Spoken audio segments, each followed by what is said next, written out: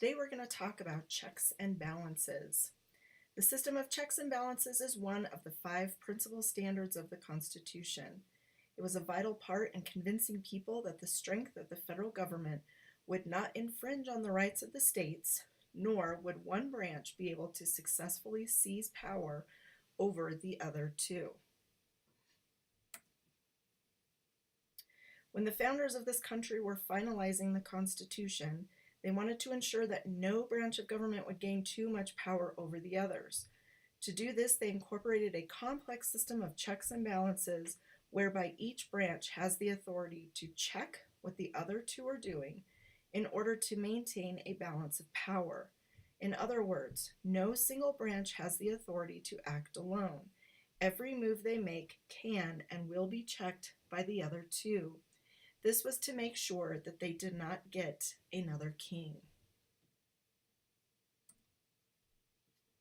The 3 branches in the U.S. government are the executive, which is related to the president and those that work closely with him. It is symbolized here by the White House, the primary residence of the president. The next branch is the legislative branch, which is Congress. It is symbolized here by the Capitol building, where most of the legislative work is done. The final branch is the judicial branch, which is primarily the Supreme Court. It is symbolized here by the Supreme Court building, where cases of constitutionality are heard every year. Because each branch was granted the authority to check the other two, no branch has more power than the others. Therefore, the relationship between the 3 branches is often displayed in a circular pattern. In this graph, you can see the basic breakdown of some of the primary ways in which the branches check each other. In the following slides, I will give a more detailed explanation of what these items are. The legislative branch. Constitutionally, their primary role is to make laws. As part of their job, they have the ability to pass new laws through a very lengthy process. We'll learn about that process later. They can also impeach federal officials. This means that they may try a federal official for wrongdoing and, if convicted, can potentially remove them from office.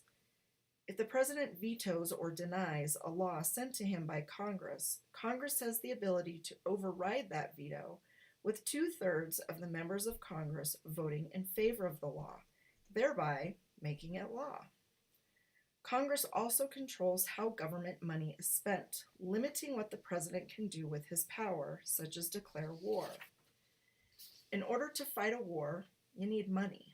Therefore, the president cannot enter a war without the approval of Congress, or he wouldn't get any money. Like federal officials, Congress can also impeach judges. They have the ability to propose amendments to the Constitution, even though that doesn't happen very often. And finally, they have the authority to ratify or approve a treaty agreed upon between the president and a foreign nation. The executive branch. Constitutionally, the primary role of the executive is to enforce the law. As part of their job, they can veto laws they disagree with that they get from Congress, which can then be overridden. They are also the one that can negotiate and make a treaty with a foreign country, but remember, it needs to be approved by Congress before it can go into effect. They have the ability to appoint Supreme Court justices and federal officials, who then must be approved by Congress. They can issue presidential orders and bypass the lawmaking role of Congress when Congress isn't passing the laws they want. The executive also has the authority to offer a pardon to a convicted criminal, thereby releasing them from any punishment they must do. And if they feel there is urgent business to be done, the executive has the right to require a special session of Congress. In other words, they can force Congress to meet until something is resolved. The judicial branch. Constitutionally, the primary role of the judicial is to interpret the law based on the Constitution. Therefore, they have the ability to declare laws unconstitutional if they deem it to violate any clause or amendment to the Constitution. They also have the ability to overturn any presidential orders that they interpret to be unconstitutional.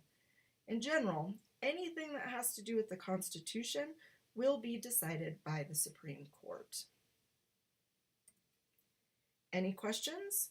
Be sure to bring any questions you have about this system to class so I can answer them at that time.